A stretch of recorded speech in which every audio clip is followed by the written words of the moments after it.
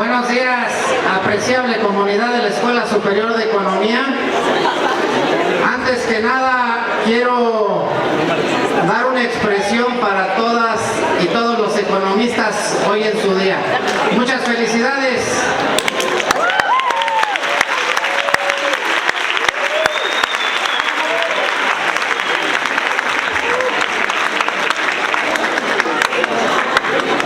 Asimismo, quiero que sepan que estamos trabajando precisamente para seguir fortaleciendo un proyecto donde todos y todas somos partícipes. Y me refiero al rediseño curricular de la licenciatura en Economía de nuestra escuela. Por eso es que le quiero dar hoy una cordial bienvenida al doctor Juan Carlos Moreno Brit. Muchas gracias, doctor, por su presencia, por su disposición.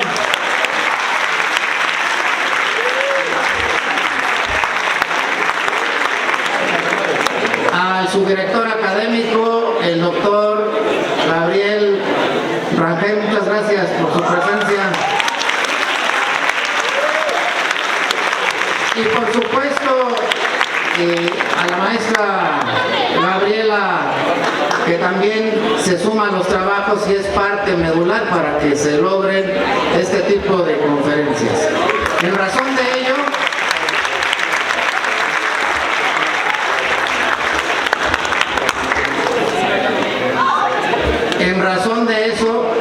le cedo la palabra al doctor Gabriel para que nos dé un panorama, cuál va a ser la dinámica y el proceso de una serie de conferencias. Adelante, doctor.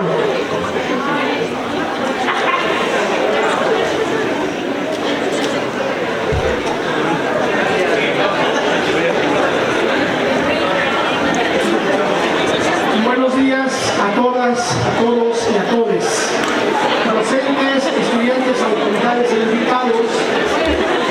Si guardamos silencio, por favor, sería fantástico y nos escuchamos entre todos.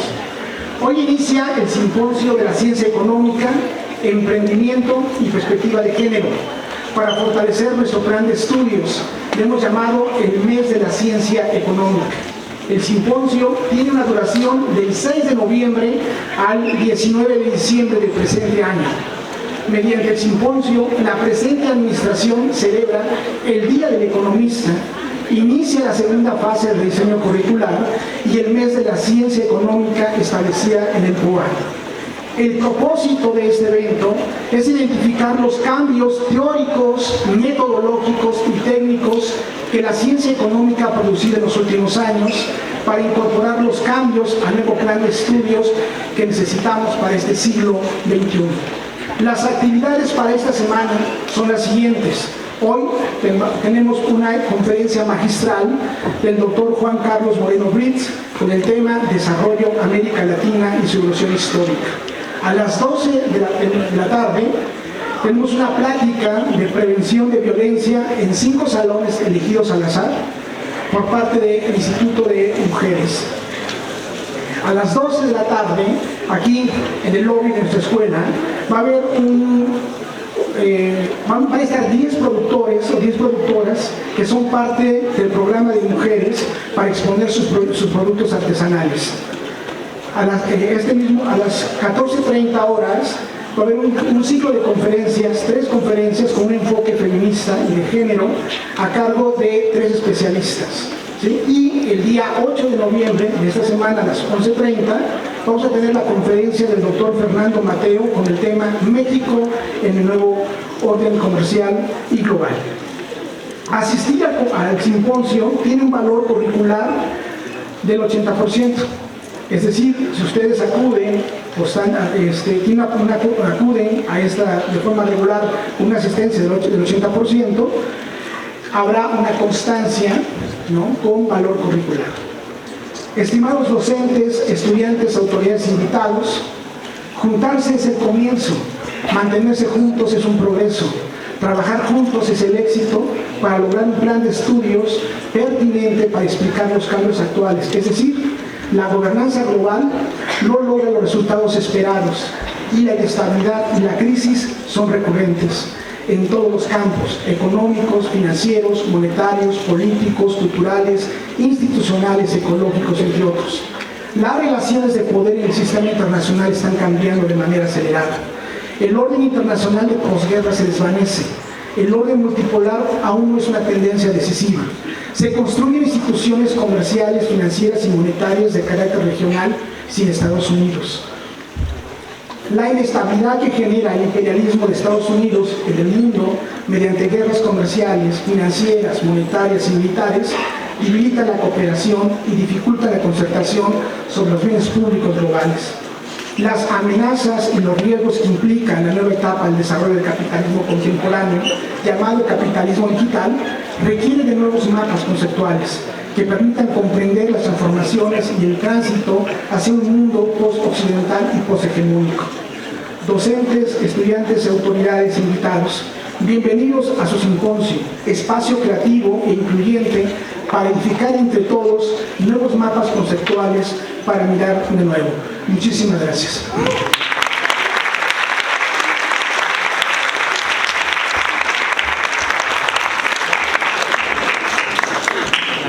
Dale.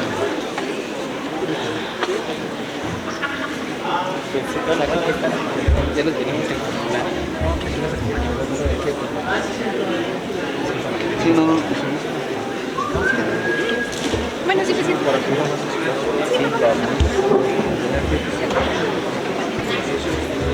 Es que no vi que estaban sentados en el pasillo. ¿No te quisiste?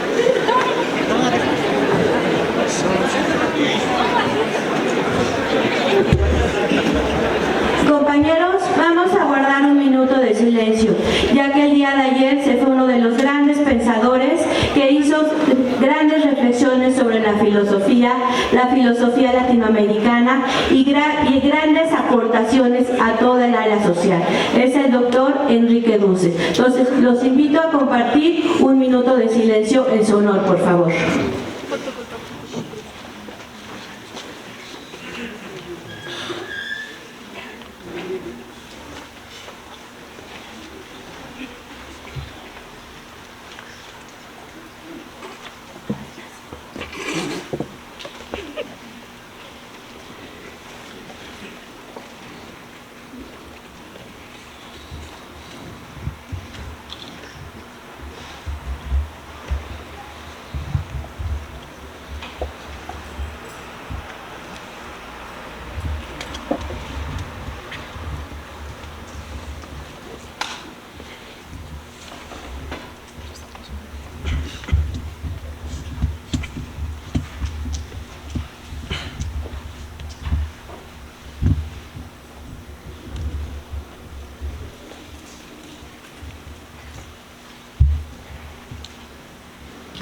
Muchísimas gracias. A continuación, el director dará un discurso inaugural. Gracias.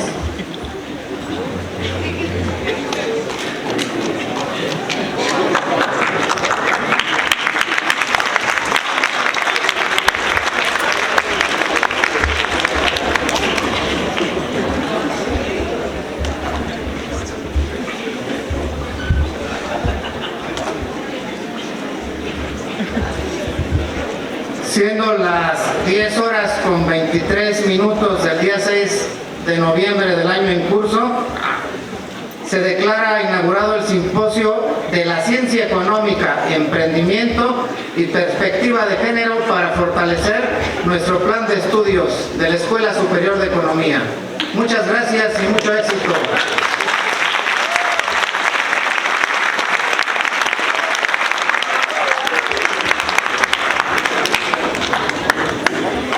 El doctor Juan Carlos Moreno Brits, él es doctor por la Universidad de Cambridge, maestro en economía por el CIDE y es licenciado en matemáticas por la UNAM.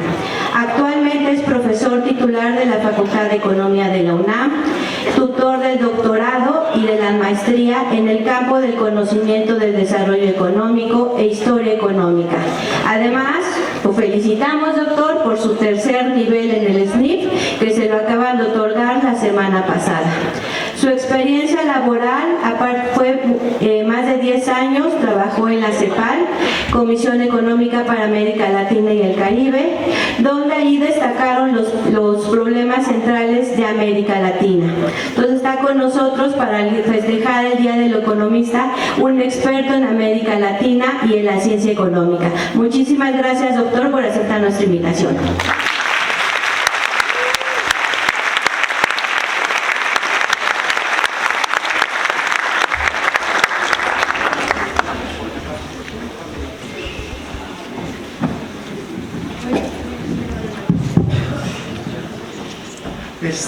Caray, qué cantidad de gente.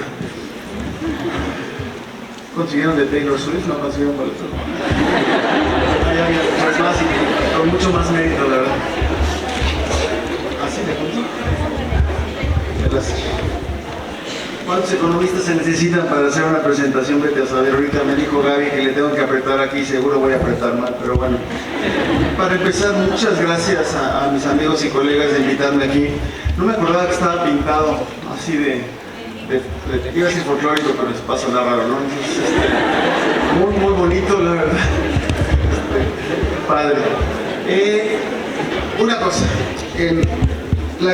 ustedes son privilegiadísimos, hablo de los alumnos, bueno, los profesores obviamente, estar trabajando con ustedes es una maravilla, pero los alumnos, ustedes están muy jovencitos, están en una de las grandes instituciones del país.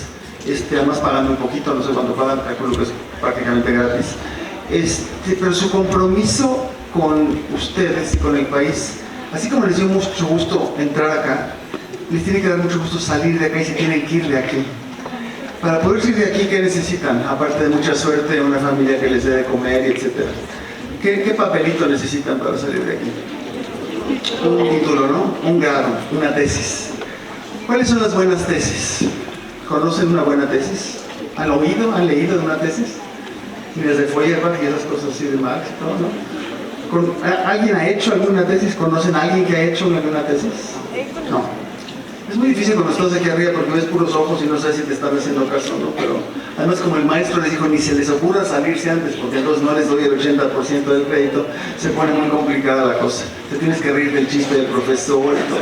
Pero bueno, la única buena tesis que hay, porque siempre te dicen, no, es que contribuye al conocimiento, que haga que crezcas, que cambie México, que la 4T sea todavía mejor, o peor, no sé lo que ustedes quieran.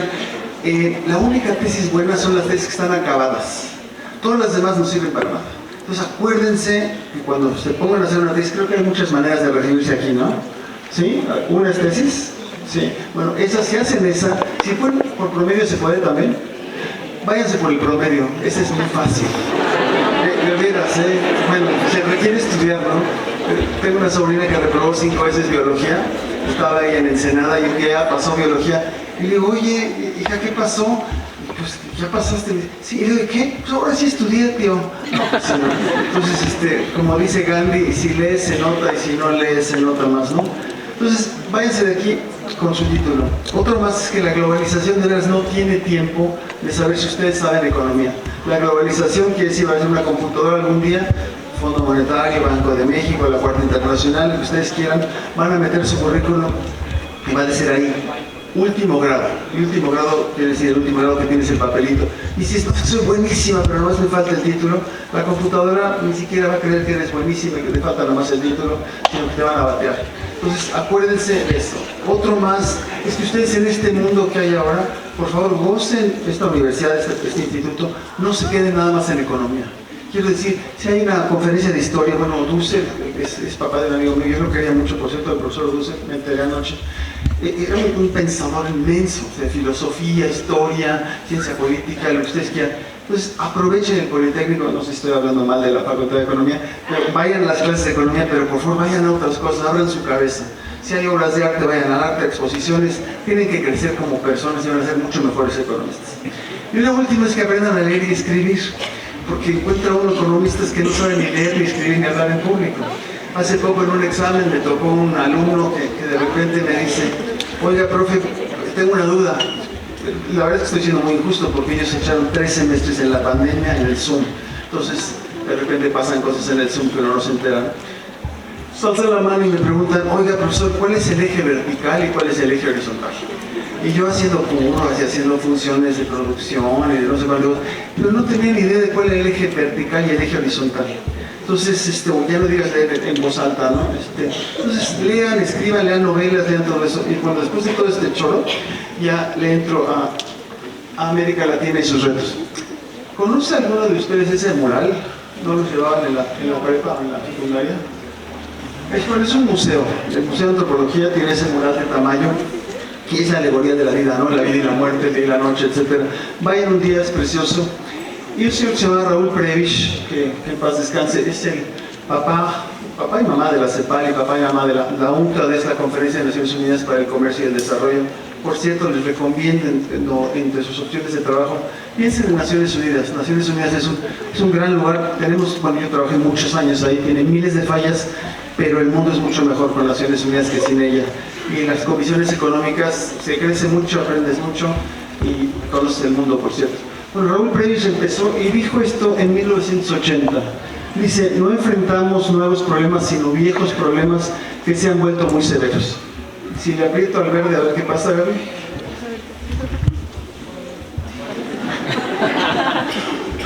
Voy a hacer una cosa, Marcel. ¿Me ayudaría alguien a pasar la siguiente lámina? Muchas gracias. No, antes. La de antes. Esa. Este soy yo. Es un cuadro que se llama El Grito, no sé si se han oído de él. Este soy yo, la verdad. Yo voté por la 4T y me gustaría estar así. Sé que se necesitan los cambios y el mundo que estamos viviendo es muy complicado. Y bueno, cayó el Chahuistle, ¿no? El Chahuistle es, no sé qué es el Chahuistle, pero nos cayó, es una cosa muy fea. Con el COVID nos pasó, ustedes, bueno, si están acá, bueno, si tiene alguien en Acapulco, lo siento muchísimo, espero que estén bien sus familias, y si a alguien le pasó algo con el COVID también. Pasamos, por favor, David. Muchas gracias. El golpe del COVID económicamente, o sea, en familias fue brutal. En este país hay más de 650,000 muertes no esperadas o por encima de lo que hubieran sido. El COVID te podías morir de COVID, pero te podías morir porque tenías apendicitis y no fuiste al hospital porque no había nadie, ¿no? O porque no había medicinas, etc. Entonces, este país estamos en tercer lugar mundial de ese tipo de muertes, llámales extra. El retroceso que se le dio al país fue de 10 años. La caída del COVID fue brutal, nos perdimos 10 años en el PIB. Y lo malo en América Latina en general, y hablo no solo de México, es que la caída en el PIB te tarda 10 años en regresar, no sé cuánto te tardas en regresar. Te tardas mucho más en recuperar el empleo y en recuperar los índices de pobreza y de desigualdad, muchísimo más, y eso sí es que los llegas a recuperar de desigualdad. O sea que tenemos, bueno, el presidente tiempo atrás, y varios, y el presidente de Francia también, dicen, no, es que el PIB, ¿de qué sirve el PIB? Algunos de ustedes me imagino que todavía no queda muy claro de qué sirve el PIB. El PIB es el Producto Interno Bruto. Bruto no quiere decir que está mal hecho, quiere decir que es sin depreciación o con depreciación. El producto tiene que ver con el empleo. Entonces, en países como los de nosotros, que no tenemos seguro al desempleo, no tenemos un sistema de protección social universal, como si no trabajas no comes. Tienes que ser muy muy rico para poderte dar el gusto. Hace mucho, cuando yo era joven, en las fiestas te preguntabas si estudias o trabajas, entonces ni siquiera podías ligar, si no tenías trabajo y este cuate ¿qué hace? ¿No? Pues quién sabe qué hace, ¿no? Entonces el PIB es muy importante porque genera actividad económica, genera empleo, genera salarios, y sin salarios la vida se complica mucho. Seguimos, por favor, vean ahí el retroceso de la pobreza, por favor. ¿Por qué pegó tanto el COVID a la economía? El PIB pegó porque hubo mecanismos que los economistas les llamamos mecanismos de oferta. Si me quiere tomar foto, me hace. Payaso, ¿no? La presentación se les va a quedar a ustedes. Si quieren la foto mía, pues ustedes después con mucho gusto. Pero yo creo que es más bien la foto de acá. La presentación se les queda, ¿no? Obvio, ¿no? Mecanismos internos y externos. Esto se llama el karaoke de los economistas, porque uno lee cosas de acá y luego las repite, pero no las voy a repetir. Muy importante es que nos mandaron a la casa a todos. Donde yo vivo, por allá por la UNAM, me acuerdo, había un señor que toca la trompeta en la calle. Entonces la gente le da... si algo te partía el alma, decías, este señor tiene que salir a trabajar, cree que está trabajando, está tocando la trompeta, pero no hay nadie, ¿no? Así como si estuvieras en el desierto. Eso es lo que nos pasa a todos. A mí en particular y a algunos colegas nuestros, pues te llega el cheque y no pasa nada, pero te llega el cheque, pero mucha gente no le llegaba el cheque, ¿no? Entonces te mandaban a tu casa, no había ni manera de hacer absolutamente nada, no hay programas sociales, no te llegaba el dinero, y si salías, ¿dónde comprabas? Y toda esta historia de los mecanismos externos es que, como dicen, si es que empezó que porque un chino se comió el murciélago, pues la siguiente vez ojalá que lo piense mucho, porque la verdad, se rompieron las cadenas de valor. Las cadenas de valor, antes uno hacía una cosa en México y sabías que eso estaba hecho en México. Ahora, esta cosa puede estar hecha en México y tiene piezas de 60 países. Entonces, si uno de esos países no puede sacar sus mercancías a un puerto, esto ya no se produce. Y eso le pasó al mundo. Entonces fue terrible, volatilidad financiera, el clima de inversión horrible, la gente muriéndose, medicinas faltaban. Por favor, ¿sí, David? Seguimos. ¿Seguimos? Muchas gracias. Luego había toda una discusión de que si México se iba a recuperar como la palomita de Nike, o si iba a recuperar como la serpiente emplumada, o si se iba a recuperar, donde ya no me quiere tomar fotos aquí, no. Pero bueno, no pasa. Apenas el año pasado, apenas este año, por el medio año, el PIB recuperó el nivel que tenía en 2018. Hablo de este país. El PIB per cápita, el producto por persona, ese no lo ha recuperado. Seguimos y en América Latina es más o menos lo mismo. Seguimos, Gaby, por favor. Gracias. Qué complicado, ¿no? Lo siguiente.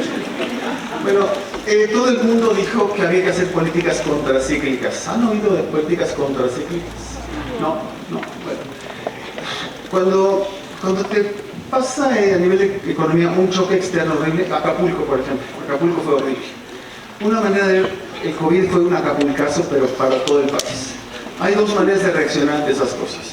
Uno es decir, es un momento muy difícil, entonces hay que ahorrar más. Hay que ahorrar para tener más recursos. Y otro es justo al revés. En economía hay cosas que se pueden hacer a nivel de familia, suenan muy bien, pero si todos lo hacemos a la vez sale peor para todos.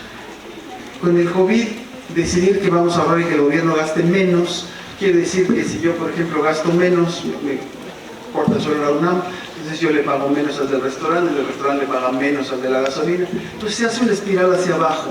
Un señor que se llama Keynes, que ya lo estudiarán, él vio que justamente había que hacerlo al revés. En los momentos de choques externos graves, el gobierno lo que tiene que hacer es gastar.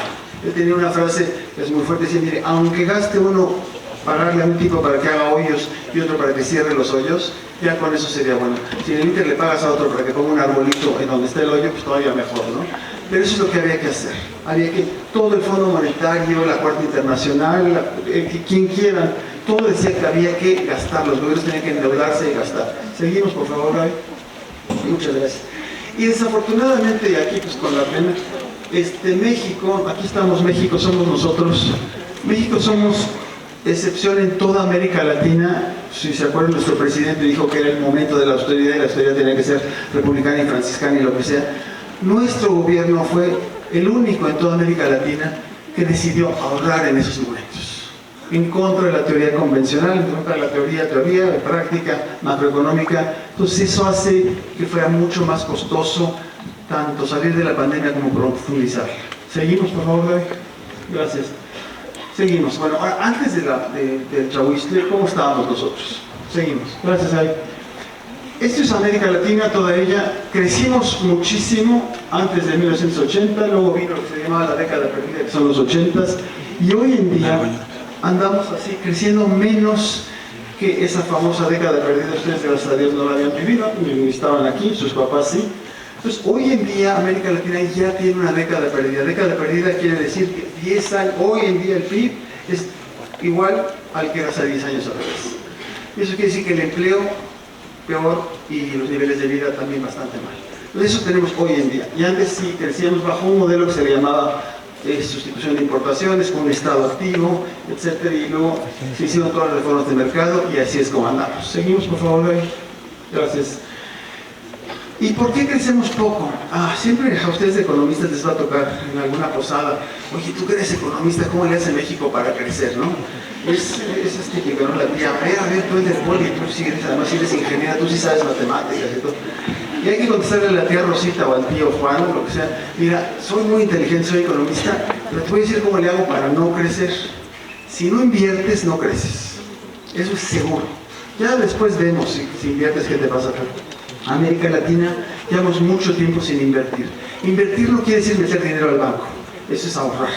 Invertir quiere decir construir infraestructura, construir aeropuertos, construir carreteras buenas, construir telecomunicaciones, escuelas, hospitales.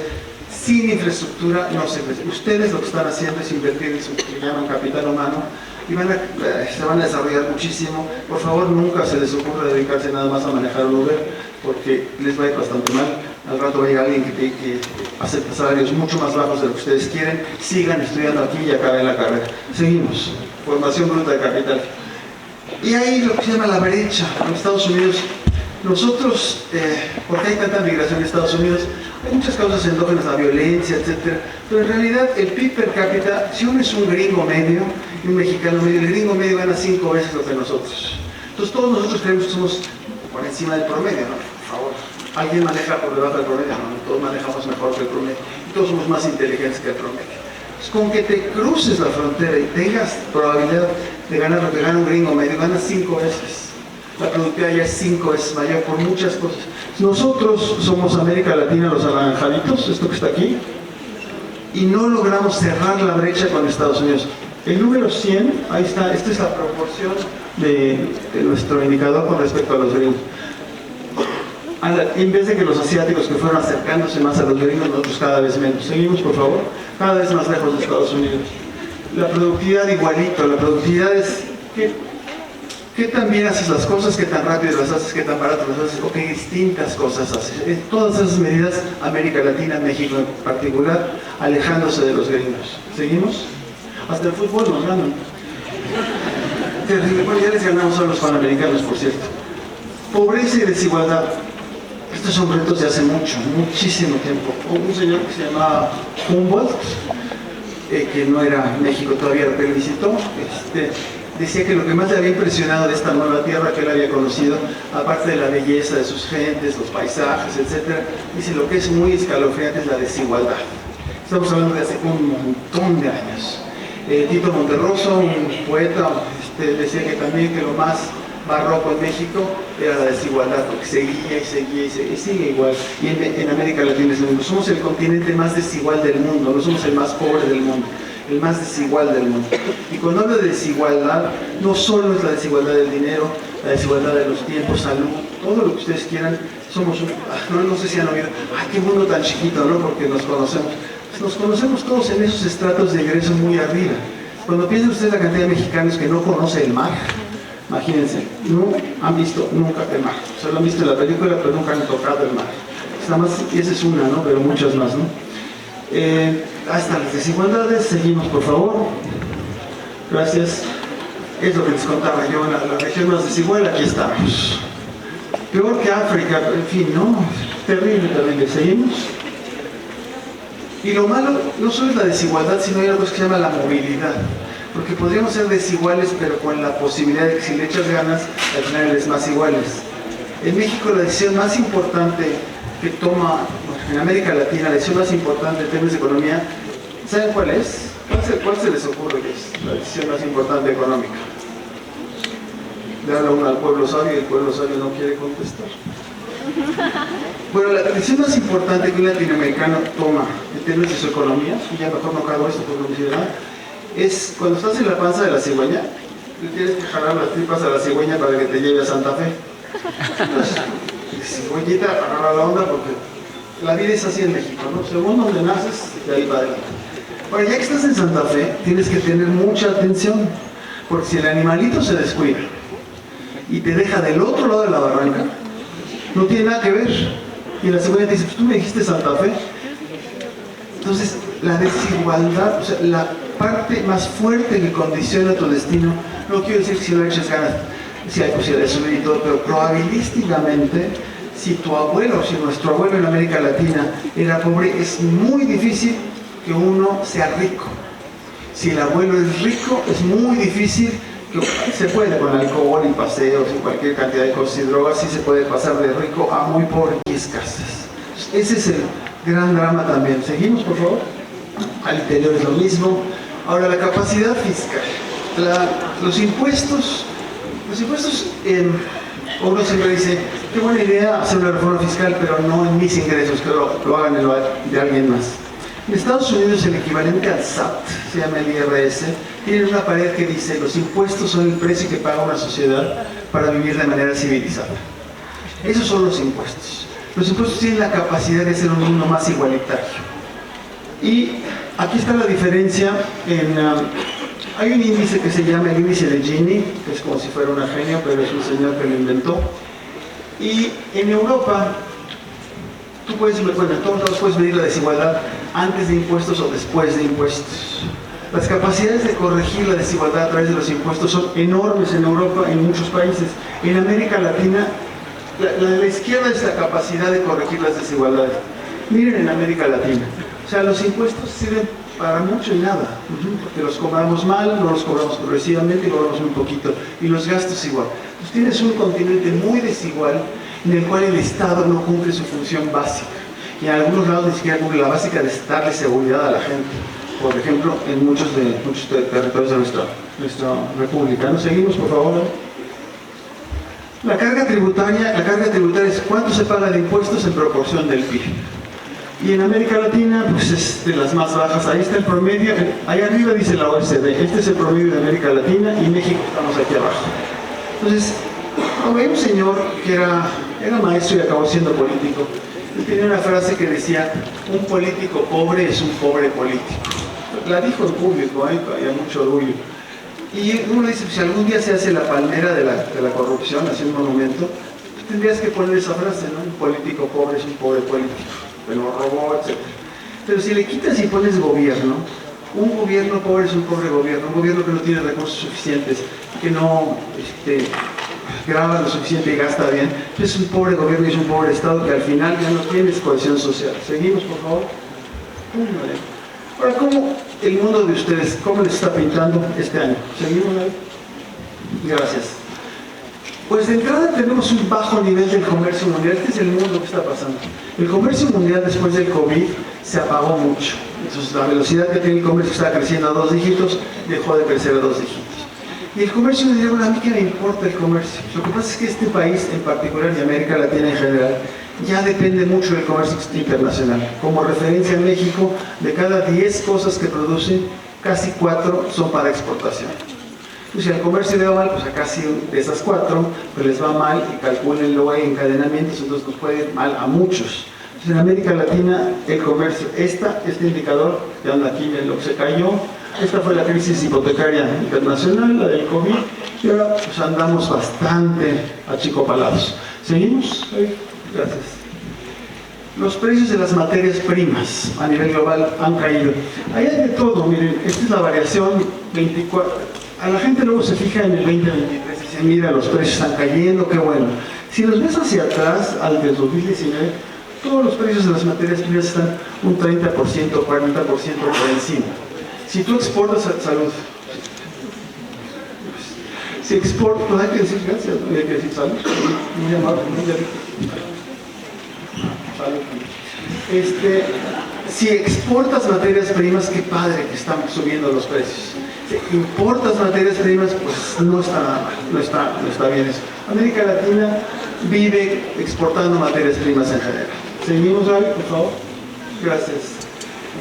Las tasas de interés, no sé si han oído, es muy importante. ¿Qué pasa? ¿Por qué es importante la tasa de interés? Pues porque normalmente para invertir tienes que pedir prestado. Si la tasa de interés está alta y te la ponen al 20%, hay proyectos que ya no son rentables, porque tú dices, bueno, voy a ganar un 10%. Entonces, esa tasa de interés en el mundo entero ha subido. Si ustedes tienen una tarjeta de crédito, tengan mucho cuidado de fijarse cuánto es la tasa de interés que están pagando. Hay gente que cree que la tarjeta de crédito es un amuleto. Cuando yo trabajaba, un amuleto contra la pobreza, ¿no? Cuando yo trabajaba en la ONU tenía una colega que en ese entonces existían secretarias, ya no existen, que yo sepa. Entonces, mi secretaria no contestaba el teléfono. ¿Qué pasó? No, doctor, ¿qué pasó? Pues es que fíjese que me andan buscando de Electra. ¿Cómo que me andan buscando? Debía 2 años de salario, porque pues ella pensó que la tarjeta de Electra era pues un aumento de sueldo. Pues no era un aumento de sueldo, estaban cobrando el 70% de interés Entonces es brutal esta cosa que la tasa de interés esté alta, para los consumidores como nosotros es todavía más grave. Seguimos, por favor. Doña Gaby, no se me distraiga, doña Gaby. Ya por sí. Creemos que se va a seguir mal el crecimiento de la región, el empleo también. Seguimos, por favor. El mundo no está pintando bonito. Pónganle la guerra de Ucrania, pónganle la guerra en Gaza. Brutal. ¿Seguimos? Estos ya son datos. Datos son la desaceleración. ¿Cuánto creció el PIB el segundo trimestre del 21? Vean, vamos desacelerándonos. O sea, sigue creciendo el nivel de actividad económica, pero crece cada vez menos. Cuando crece por encima del 1% apenitas, quiere decir que en términos per cápita andamos en negativos, porque la población crece más del 1% en América Latina. Seguimos ahí. Gracias, qué amable. Y lo que les decía yo, esa liga entre el PIB y el empleo, siempre que hay alguien que les diga el PIB es un indicador neoliberal, dice sí, encantado, y le digo, tú dime cómo le vamos a hacer para crecer. Este dato es escalofriante porque en la variación del número de ocupados, este suena precioso, 7%.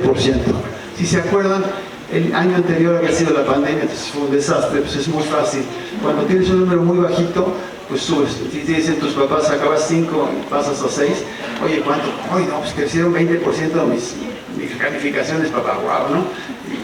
O se me duplicaron las calificaciones, no dices que te pusieron 2 y te pusieron 4, ¿no? Suena muy padre trabajar en porcentajes. Pero entonces eso no tiene mucho caso. Pero miren, 7, 5, 4, 1, 9, 1, 1. Eso le debería de motivar a ustedes a estudiar muchísimo. No salgan al mercado de trabajo ahorita, les va a ir horrible. Entonces, si pueden hacer una maestría, un diplomado, lo que sea, acuérdense de ese número, 1.1% de empleos. No es que como ir a Argentina, a Brasil, o sea, lo que se va en Europa, esa es otra historia. Seguimos ahí, por favor. La inflación, como dicen, el impuesto más fuerte, porque se le cobra a los pobres, pues sí va a la baja, qué bueno. Seguimos. Gracias. Lo de los bancos centrales, lo que les decía hace ratito, ahí están un montón de números, las tasas promedio son 13%. Esas son las del banco, la del Banco Central que le cobra a otros bancos. Eso repercute como cascada y a ustedes o a mí los cobran cerca del 40-50%. Seguimos, por favor. Gracias. Y pasamos a los datos fiscales. El dato, esto es el instrumento más importante, el instrumento económico más importante de un país. Es que cómo se usa el presupuesto. Un país puede decir, es que a mí me importa mucho el empleo rural, ve a Hacienda y pregúntale cuánto se gasta en los sueldos de los maestros rurales, y vas a ver que les importa el empleo rural un carambas, ¿no? Que los niños me importa mucho cuánto se gasta en guarderías. Aquí, como dicen los gringos, pon tu dinero donde pones la boca, ¿no? Es cierto, ¿no? Tenemos aquí en el 2020, fíjense, América Latina gastó mucho, esa línea roja es la del gasto, ingresó poco, esa fue en la parte contracíclica, ¿no? Ahora tenemos los déficits. Un déficit es bueno o malo. ¿Han oído los déficits? Bueno, el déficit de atención normalmente tiende a ser un poco malo, pero hay pastillas para el respecto. Pero el déficit fiscal es endeudamiento. Y endeudarse no es ni bueno ni malo, depende para qué lo usas. Si te estás endeudando para estudiar al extranjero, estudiar aquí a la universidad, pues qué bueno, endeúdate. Si te estás endeudando para echar una guarapeta, no sé cómo se llama ahora, el Tenampa, creo que sigue funcionando, pues esa deuda no es tan buena. Entonces los gobiernos, dices, bueno, se están endeudando, lo pueden pagar o no, no sabemos. Lo que tenemos es, por un lado está este déficit, los ingresos tributarios y otros ingresos. Esto es lo que en América Latina el gobierno tiene de presupuesto, es 20%, es muy, muy bajo. Seguimos, por favor, David. La deuda pública es muy alta, está por el 49%, es comparado a otros países de Europa. Bueno, a Europa no pasa absolutamente nada, México ahí está más o menos. Seguimos, ha ido subiendo, pero bueno, el punto es en qué se gasta. Lo muy importante es que cuando te endeudas, tienes que pagar intereses. Y la tasa de interés, como les había dicho hace rato, no ha estado bajando. Tienes más deuda, pagas tasas de interés y ahora resulta, seguimos, que esos costos de tasa de interés son tan salvajes, por favor, David, pasamos otra vez, que han aumentado enormemente. Muchos de los ingresos que tienen los gobiernos latinoamericanos tienen que hacerlo para pagar intereses. Uno diría, esos son los gastadores, y te dirían, bueno, ¿qué quieres que haga? ¿Que no pague los intereses de la deuda? Si no pago los intereses de la deuda, me mandan al Buró de Crédito Internacional que es al default, y se pone muy fea la cosa. Me sacan de los mercados de capitales internacionales, me consideran un paria, es la inversión sale del país y todo. Los pagos de intereses vean como porcentaje de los ingresos tributarios, 30%. O sea, lo que ganan los gobiernos de América Latina, de 10 pesos que recaudan, 3 de esos pesos van meramente a pagar intereses. Otra parte va a pagar deuda también. Si le sumas, son 4 de cada 10. Es muchísimo. Y como porcentaje del PIB, bueno, 5% es enorme. Hay países que no invierten esto en la inversión pública. ¿Seguimos, David? Gracias. Y aquí está lo que les decía yo. Miren, aquí están los intereses como porcentaje del gasto de los gobiernos en educación. Hoy en día el pago de intereses es el 63% de lo que se paga en educación.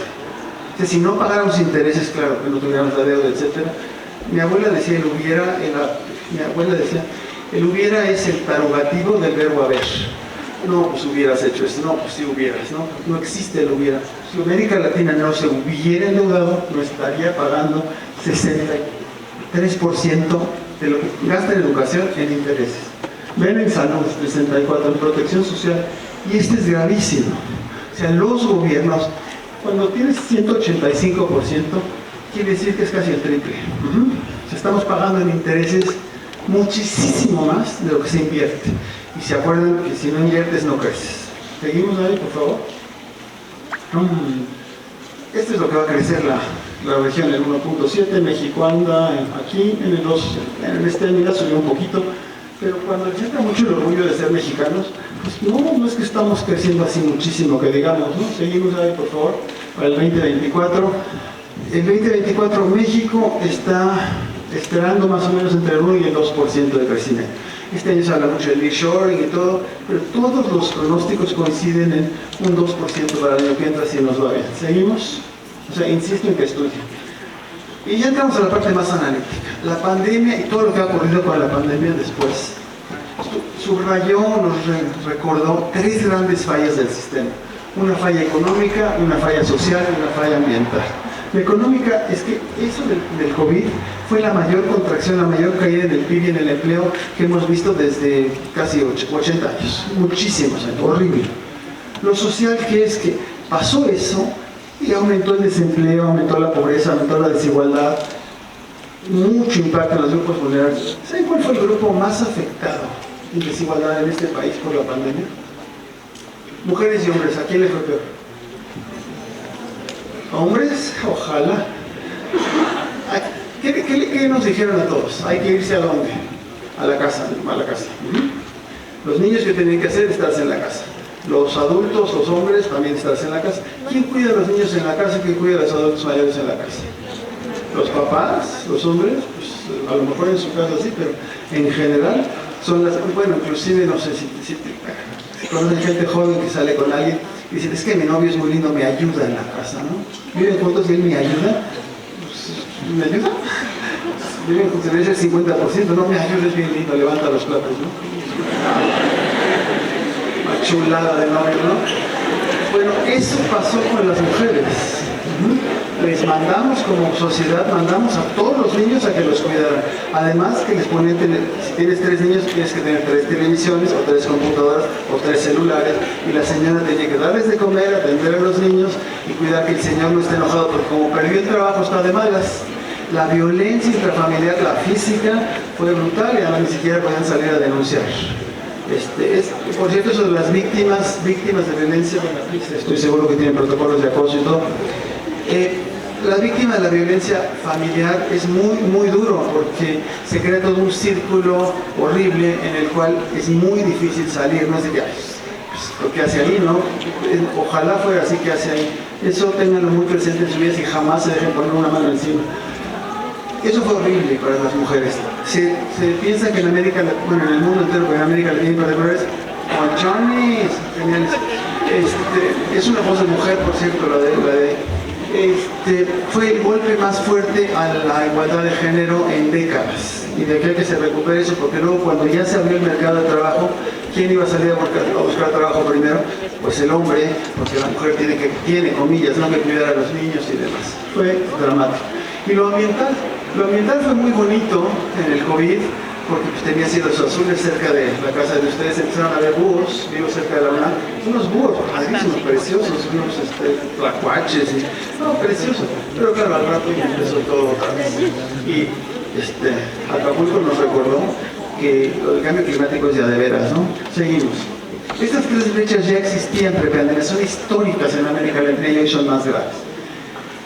Y la lata es que nosotros tenemos muchas necesidades de crecimiento económico. ¿Por qué tiene que crecer la actividad económica? Pues está, por un lado, la social. ¿Por qué hay que crecer mucho? Porque hay que generar empleos. América Latina tiene que crecer como al 6% más o menos para que genere 3% de empleos, a veces que sean productivos. Si no crecemos al 6,5, tenemos un problema. Si quisiéramos además reducir la pobreza a puro generar empleo, tendrías que crecer más. Entonces, por aquí hay que crecer mucho. Pero tenemos dos broncas. Una es el equilibrio externo. América Latina no produce. ¿Conocen ustedes maquinarias que se apelliden González? No, yo apellido Moreno. ¿Conocen alguna maquinaria que se apellide Moreno? ¿Un coche que se apellide Moreno? ¿Una grúa que se apellide Moreno? No hay. América Latina, su industria de bienes de capital, o sea, máquinas que hacen máquinas, están solo en las caricaturas. Entonces nosotros cuando en América Latina agarramos impulso, como les decía yo hace rato, para crecer hay que invertir, estas máquinas tienen que venir de otros países. ¿Cómo se pagan las máquinas de otros países? ¿Con pesos mexicanos? No, ¿verdad? Tienes que pagar con dólares, o con moneda china, o con euros. ¿De dónde los sacas?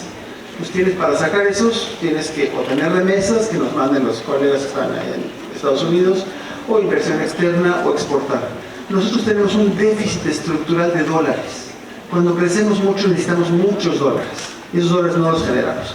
Le llamamos en la economía la restricción externa al crecimiento. Necesitas dólares, entonces aquí hay un problema. Los cálculos nos dicen que si América Latina creciera al 5%, su déficit de dólares revienta las economías. Revienta quiere decir que los capitales externos están viendo y dicen, no hombre, ven nada más México cómo está, la cantidad de dólares que está perdiendo el Banco de México es tal que la moneda no va a aguantar, van a devaluar. Se fugan los capitales. ¿Se han oído la fuga de capitales? Los capitales entran a un país, pueden entrar de muchas maneras. Uno es para hacer una universidad, fierro, ladrillo. Eso es muy difícil que se fugue. Digo, a lo mejor lo tratan de vender, porque tienes que encontrar un comprador y todo.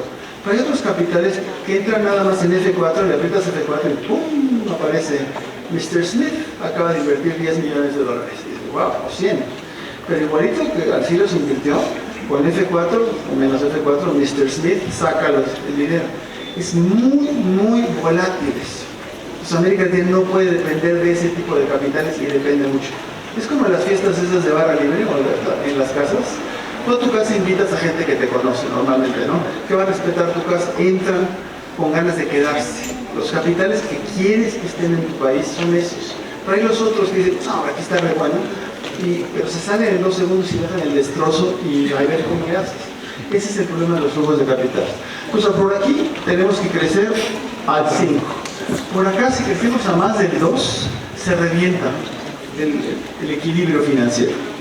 Y lo ambiental es todavía peor, porque nosotros tenemos una industria muy sucia.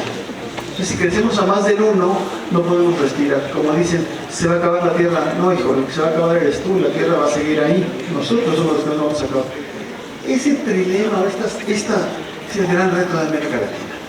¿Cómo le hacemos para poder tener igualdad sin tener que crecer tanto? Bueno, necesitas protección social universal, un sistema de impuestos que cobre bien y que distribuya bien. ¿Cómo le haces para crecer sin tener tantos dólares? Que necesita tantos dólares. Necesitas una política industrial. Una política industrial quiere decir una política de desarrollo productivo en el cual tú fomentes encadenamientos. Encadenamientos es que yo le compro a un mexicano, el mexicano le compra a un guatemalteco, el guatemalteco a un hondureño. En América Latina, Europa tiene, Inglaterra tiene, Estados Unidos tiene, quien quieras tiene. Y lo ambiental, necesitamos una política de transición energética en toda América Latina que no tenemos. El reto es político. ¿Seguimos? Gracias. Ahí están las cifras. Necesitamos crecer al 4% para la parte social. No podemos crecer a más del 2 si no reventamos los acuerdos de París. Y no podemos crecer a más del 2 y 6 porque si no los dólares faltan. ¿Seguimos? Gracias. Y ese es el gran reto. La región, esto es viejo, es de 2019-20, dice ahí, a la región le urge una agenda para poder crecer de manera robusta, incluyente y sustentable. No hay instituciones globales para que no hay, así cuando les hablo de la ONU es muy linda para muchas cosas, pero no es una agencia de desarrollo. El Fondo Monetario y el Banco Mundial no actúan como agencias de desarrollo universales. No hay, por ejemplo, un plan de deudores que le diga a todos los países, si tienes una deuda, así deuda del gobierno, ¿qué vamos a hacer? No, pues, primero hay que darle prioridad a los bancos. Pues todo esto no existe, se necesita una arquitectura mundial nueva, urge cómo atacar la desigualdad, lo de la deuda, las inversiones, pacto fiscal. Esto es así como una lista de hospital, ¿no? Es toda la cantidad que nos falta. ¿Seguimos? Y la reglobalización, o el fin de la globalización, nos trae nuevos retos. El nearshoring famoso, esto de que van a venir los chinos y van a venir los gringos a instalarse en México, las cifras dicen que ojalá, pero ahorita lo que está pasando en términos comparativos es que en Vietnam es donde están creciendo mucho más, que fueron los chinos a Vietnam, y desde Vietnam exportan. Nosotros no nos va mal. El de Tesla, ¿han oído a ese señor? El de Twitter antes X o X antes Twitter. Él ya dijo que Tesla está muy bien, pero necesitas infraestructura que le garanticen infraestructura en Nuevo León. Si no se la garantizan, no va a poner los precios. Entonces, ya vivimos una historia parecida con el Telecan. Nos prometieron que íbamos a ser súper desarrollados con el Telecan. El norte se desarrolló, el resto del país siguió más o menos igual. Y no crecimos mucho más de lo que habíamos crecido antes. Esta es una promesa que si no tenemos una política industrial nueva, una reforma fiscal nueva, quizás hasta reforma de partidos políticos nuevos, no hay manera. Esto en América Latina lo estamos viendo brutalmente. El caso más dramático es Argentina, lo que está pasando hoy con el señor Milei, que pues, es este hospital, pero a ver qué pasa. Los argentinos los quiero muchísimo, pero de repente tienen como el talento para cada oportunidad de hacer la crisis, ¿no? Entonces, hoy, ¿de dónde sale este señor? Sale este señor de la culpa de los gobiernos anteriores, porque ¿de qué te sirve la democracia si no te da de comer? O sea, muchos, ustedes han vivido en un país, y que decía que han vivido, pero antiguamente tocó un país que yo vivía aquí enfrente, a 2 cuadras, había camiones incendiados, había soldados aquí, en la Escuela de Medicina Rural. Yo salía en las mañanas, había los maestros 199 y había enfrente de mí, no me apuntaba a mí, pero más o menos, un soldado que echó tierra con una ametralladora. O sea, el poder militar, las torturas, ustedes no lo han vivido, ojalá nunca lo vivamos. Pero gente que nunca vivió eso y que dice, bueno, que bien la democracia, pero no cómo. Esto está muy desigual, le va bien a los que siempre les iba bien, la tortilla no da vuelta, etc. Y si ves el Latinobarómetro, es una fuente de información sobre el estado de la democracia, se los recomiendo. El desencanto de los latinoamericanos con la democracia. El porcentaje de latinoamericanos que prefieren un gobierno autoritario que les cumpla, ha ido crece y crece. Entonces eso es, desde mi punto de vista, uno de los grandes costos de el no tener un desarrollo social. Y ya casi acabo, vamos a para mí. Seguimos, Gaby. Sígale, Gaby. Sígale. Sígale. Sígale. Sígale. Y una más. Se necesita un acuerdo mundial por el desarrollo. Ese lugar existe, es el Valle de la Muerte. Es el lugar más seco del mundo. Cuando cumplí X cantidad de años, mi esposa me compró un boleto. Yo pensé que era de ida nada más, no, era ida y vuelta. Íbamos a visitar el Valle de la Muerte y dije, qué linda, ¿no? En mi cumpleaños X, ay, vamos a que vayas al Valle de la Muerte y te despidas, ¿no? Horrible, es precioso, vaya, ¿no? Y así es como estamos un poco bien. Esto lo escribió la ONU en el 2009 y dice ahí, en un primer nivel, un acuerdo así es un deseo común para restaurar la salud, un sistema financiero enfermo, una economía en recesión, severas pérdidas de empleo, corregir todo esto, ¿no? Y era una oportunidad que no se podía perder. Seguimos, Gaby, por favor. Y se perdió esa oportunidad. Estamos un poco igual. Lo que ojalá, y con eso cierro, regreso a mi lema, acá en la cadera, recíbanse. Y una última, que normalmente a los mexicanos como ustedes les entra la ñañara o la flojera, o sea, de la participación política, de participar en partidos, porque para los partidos que hay. Pero cuando uno no participa en eso, no lo estoy invitando a ningún partido, uno lo que hace es dejar a otras gentes menos capacitadas o menos preparadas que ustedes o con intereses muy diferentes a que lo gobiernen a uno. Entonces yo los invito a que participen en lo que sea, campañas en su casa, cerca de su colonia, aquí, me imagino que tienen actividades, pero que sean los economistas que quieran cambiar el mundo y que lo quieran cambiar, si quieren día a día, y en particular, pues ustedes gocen a los grandes maestros que tienen esta gran institución, y se pasa tan rápido la carrera que luego volteas y dices, China, aquel maestro que no soportaba yo, ojalá mis problemas fueran como los de tenía yo con ese maestro. Gocen este mundo, este México, y háganlo mucho mejor que lo hicimos nosotros, y muchas gracias.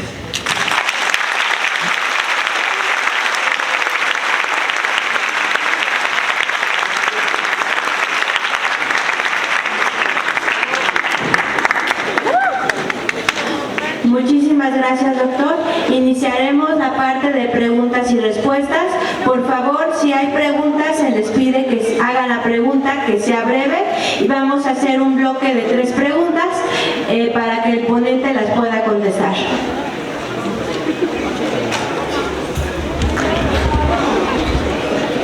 A ver, una con el maestro, el compañero y aquí el compañero.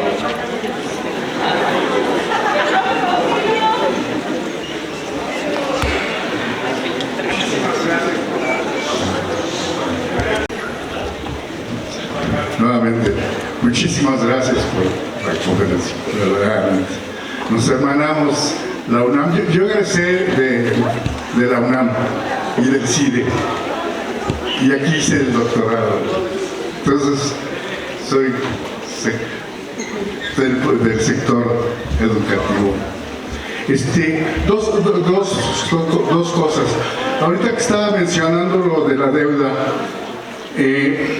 me recordé de algunas cifras que me hicieron reflexionar mucho. ¿Qué es lo que pasó en los últimos 30 años? La deuda del sector público se exponenció, ¿sí? Se exponenció, y la inversión se desaceleró. Es más, hubo momentos en que la inversión, la formación bruta de capital fijo de gobierno cayó.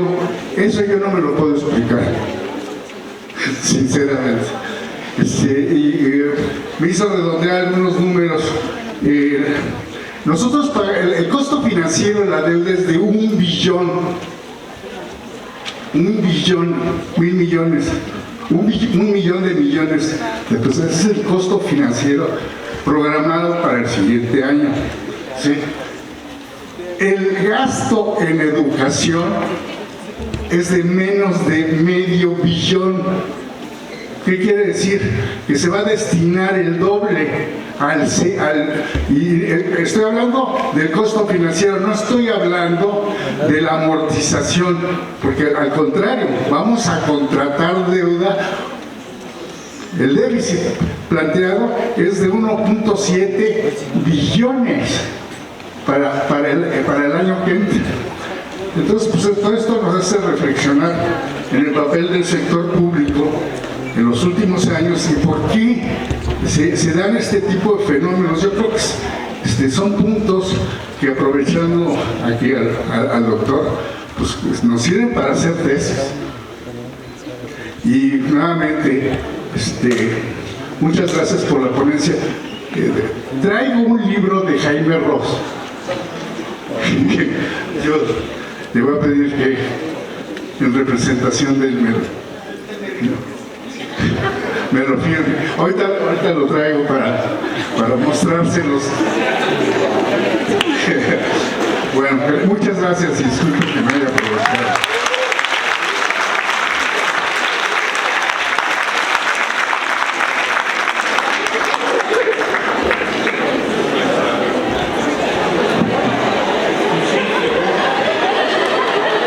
Buenos días a todas, a todas y a todos.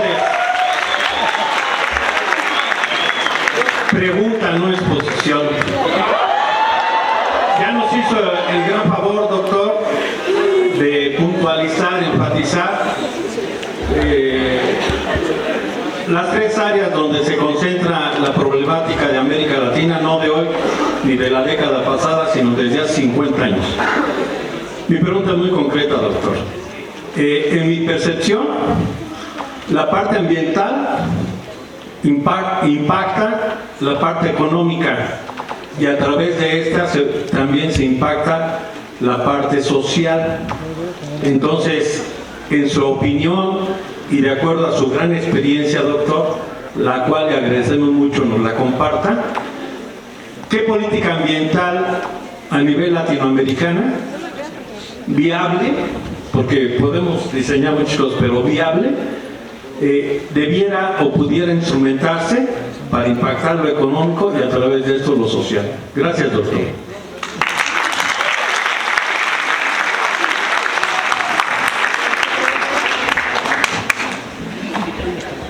Bueno, doctor Moreno, mi pregunta es algo similar a la del profe, pero yo le preguntaría en específico, teniendo en cuenta que usted comentó y hizo la crítica y que yo creo que es válida a la política fiscal que realizó el gobierno actual durante la pandemia, es decir, una política fiscal contractiva, ¿no?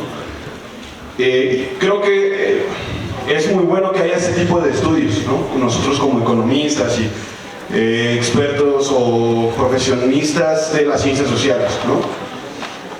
Pero algo que a mí me molesta un poco del mercado laboral en general de las ciencias sociales es que a veces no se aplica lo que no aplicamos todos lo que aprendemos en la licenciatura. Yo espero que todos mis compañeros aquí el día de mañana seamos tomadores de decisiones y que esas decisiones impacten en el crecimiento y desarrollo del país. En ese sentido va mi pregunta, doctor. Si en sus manos estuviera la toma de decisión, ¿qué política, tanto fiscal y monetaria, o en términos generales, realizaría? Es decir, política fiscal expansiva, contractiva, política monetaria expansiva, contractiva, para el crecimiento y desarrollo del país, ¿no? Porque creo que es muy bueno hacer esas críticas, pero creo que también es importante hacer propuestas, digo, en general nosotros como economistas, propuestas puntuales para que el día de mañana que trabajemos, ya sea en el sector público o en el privado, pues seamos los responsables de ese crecimiento y desarrollo del país, ¿no? Es cuanto.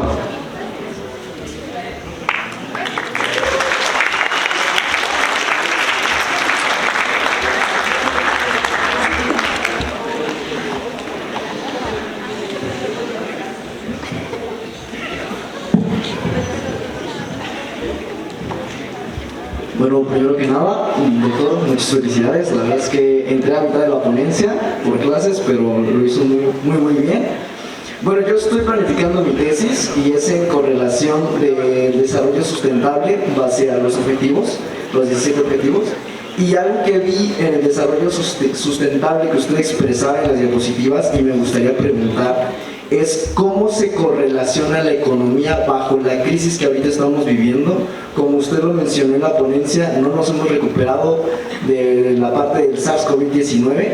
Entonces, ¿qué crisis o qué oportunidades podemos implementar bajo un desarrollo sustentable y sostenible mediante la economía? Tal vez como lo comentó el profesor de hace rato, a lo mejor una política de inversión externa, una política de inversión interna. ¿Cómo podemos controlar y regular la economía para que estos objetivos de la Agenda 2030 se puedan lograr? Ya que pues estamos a escasos años de llegar a ese año y creemos que no lo vamos a lograr. Entonces, ¿qué políticas bajo la economía podemos implementar, tanto interno o externo, para poder lograr esos objetivos? Es cuanto.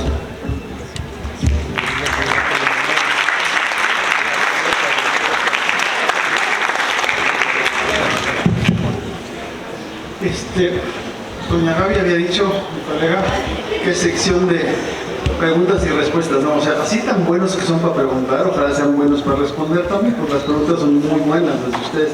Y obviamente, pues no me sé las respuestas, pero trato. Muchas gracias. No venía preparado, pero ya las habíamos ensayado. Mi querido colega, lo de la inversión pública es dramático.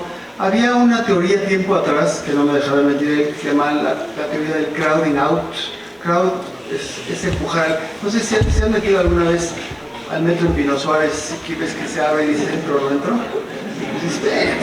Entras tú y sacas a alguien, ¿no?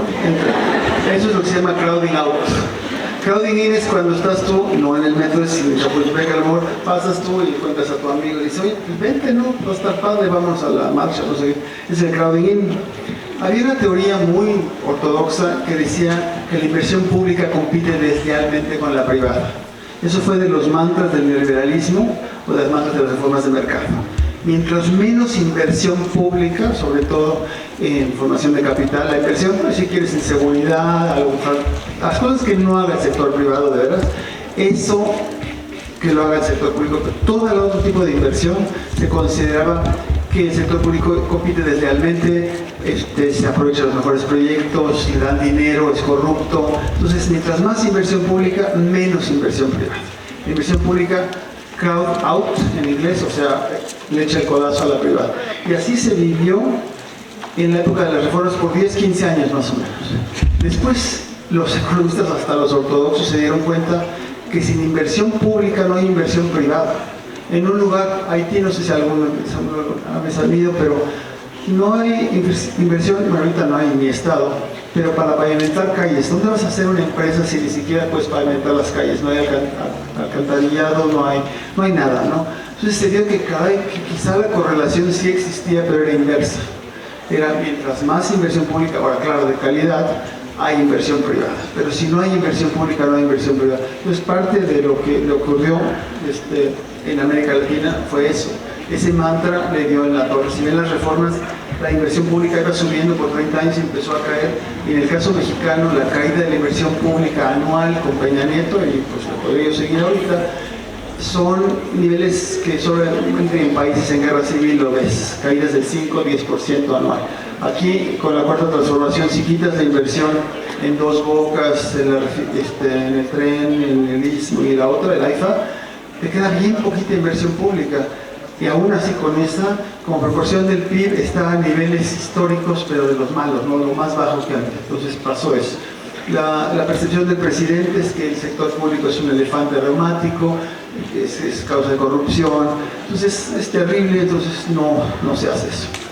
En parte lo que habría que hacer al respecto es no solo es gastar más, porque luego a veces unos amigos decíamos, pues que quieres un gobierno que gaste más en inversión pública. Tenemos el AIFA, el Tren Maya, el Dos Bocas, y digo ya por favor, ya espero que Claudia no quiera hacer otra refinería, otro tren, etcétera, pero igual le da por ahí, no sé, ¿no? Entonces yo ya digo, ten cuidado con lo que le pides a Dios porque te lo concede, ¿no? Yo voté por Andrés, por cierto, y es la única vez que le he atinado, nunca le he atinado, y pues, digo, Diosito, no sé si quiero que le vuelva a atinar, porque no estoy muy contento, sé que eran peores los otros, pero es otro tema. Necesitamos, hay una cosa en México que se llama el Sistema Nacional de Inversión Pública, el SNI. Ese es un sistema que está diseñado para, supuestamente, un comité que evalúe los costos de oportunidad y los costos todos, bueno, para qué sirve esa inversión, tendría que hacerse, pero eso no funciona, ¿no? Entonces habría que retomar eso en serio. Y me voy a la pregunta de lo del ambiente que tiene que ver con ella también. El profesor tiene toda la razón, el ambiente le pega a todo. Pero en América Latina se ha visto una cosa muy miope, en el mundo en general, el corto plazo, ¿no? Le pega a todo, sí, pero pues que el que venga atrás que arree, ¿no? No hace muchos años Brasil tenía una página contratada en el Economist, de una fotografía preciosa de la selva del Amazonas y decía, deben invertir en Brasil, nosotros sí nos podemos dar el lujo que nos contamine. Entonces era ver el medio ambiente pues, como un obstáculo, ¿no? Si nos fijamos en esta administración, la política ambiental es un verdadero desastre, dicho no solo por mí, sino Enrique Provencio, Julia Carabias, la ONU, un montón de gente sabe de eso. El medio ambiente se ve como estos pseudoambientalistas, así se les llama, ¿no? Yo creo que el primer punto es generar conciencia entre gente como ustedes. Para que algo cambie tiene que ser algo que lo consideres importante.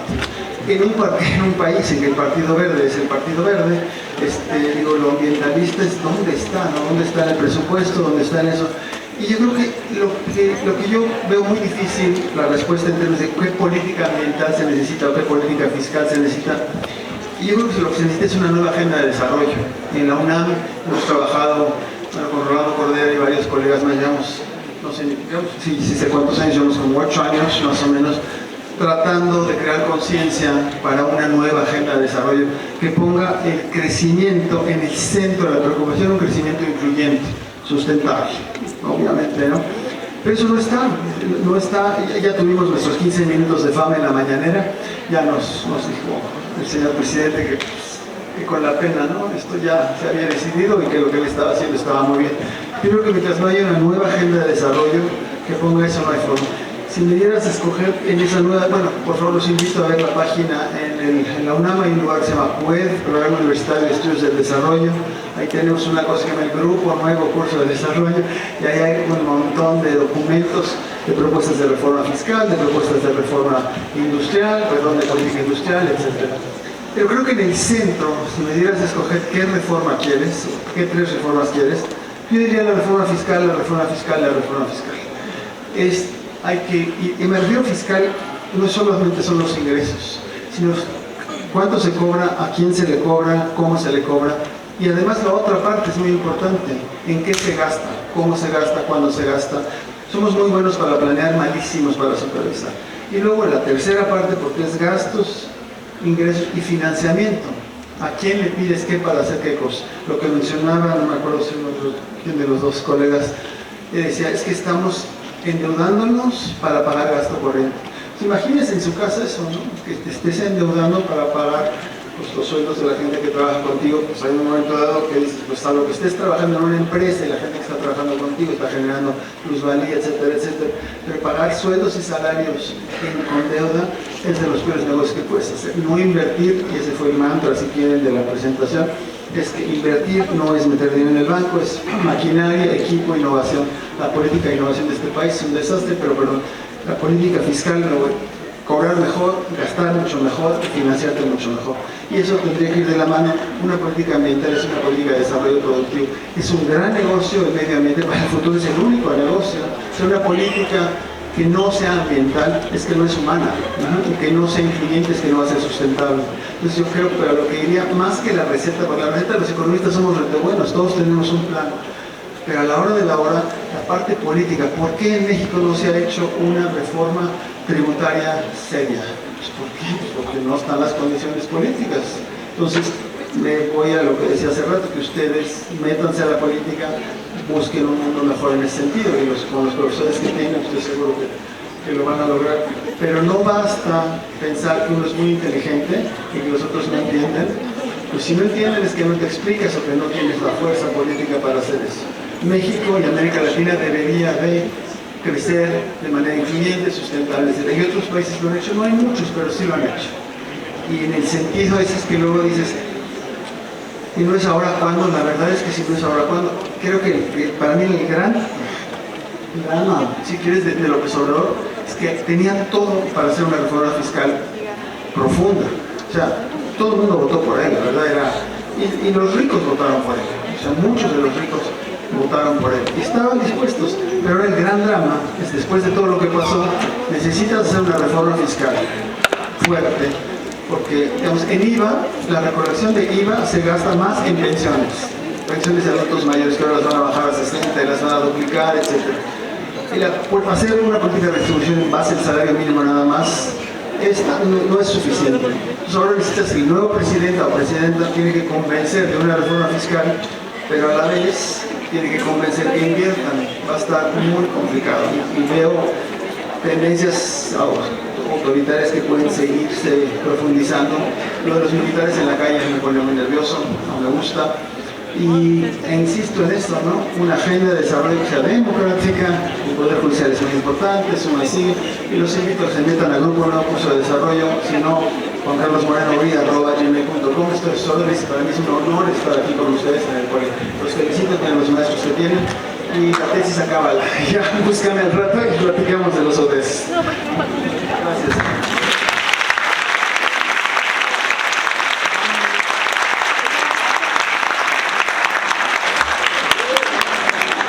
A continuación, el subdirector académico, el doctor Gabriel Rangel, entregará el reconocimiento a nuestro ponente del día de hoy.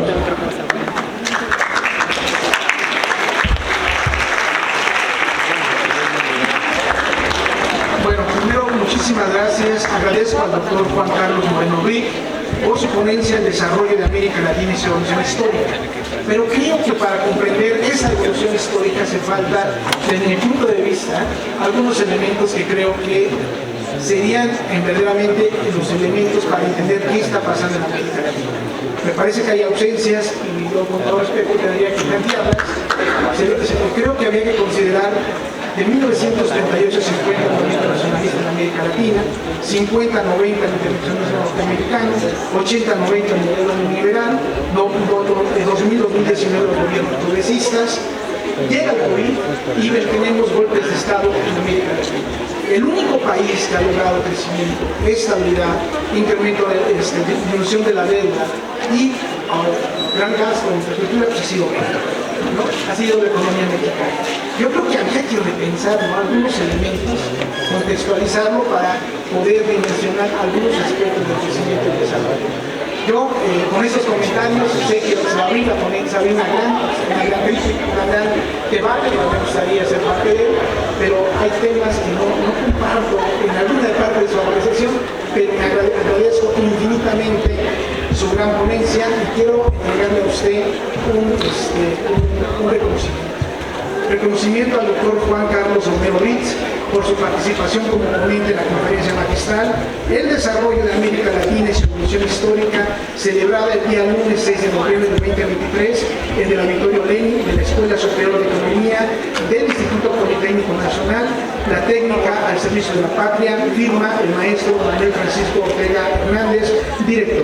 Muchísimas gracias, maestro.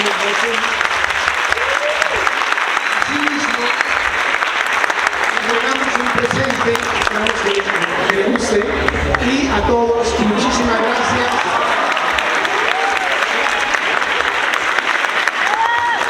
En la tarde tenemos conferencias, el día de miércoles hay más conferencias y todos están invitados a este gran evento de reflexión, de